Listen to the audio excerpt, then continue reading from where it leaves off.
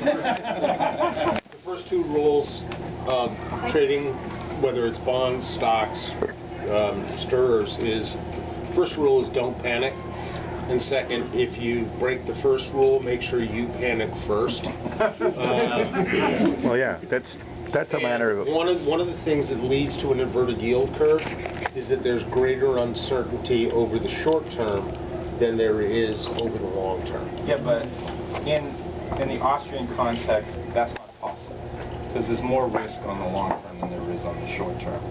What's causing that yield curve to change is a central bank or government intervention is coming in and changing the dynamic. It could be more uncertainty over what the central bank is going to do over the short term than over the long term. But that's not a market context, that's a central bank context.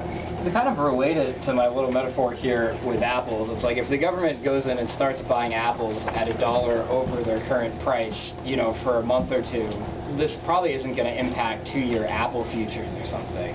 You know, the government, when it acts in the market, is going to screw with short-term, you know, futures and current products prices a lot more than with, you know, for the prices a year or two down the road if it starts doing massive buying and selling. And so this is why we see kind of the business cycle most manifested in the short term. And that's a great example, his Apple example. In no case will apples rot in the first month and not rot in year 2. Right?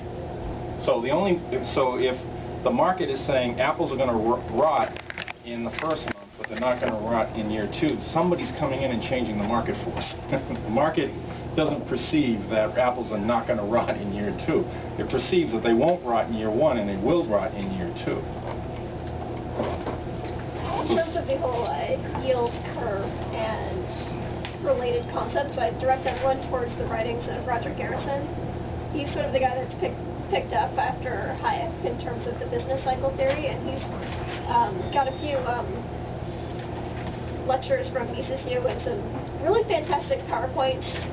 And Garrison's kind of a little bit of the more academic. If you want like a really bare bones like cartoon book that explains it, Irwin Schiff's How an Economy Grows and Why It Crashes has a pretty good kind of like no math, no equations, no graphs, just you know, metaphor explanation of the Austrian business cycle theory. But Garrison's got more graphs, but he's good. I think you should check out Garrison. Garrison's good. Yeah. I'm not a huge fan of PowerPoint. Garrison's the only guy I know who can use PowerPoint effectively with his animations and everything. So I think we'll move on now to Matt, who's going to talk about tariffs. All right.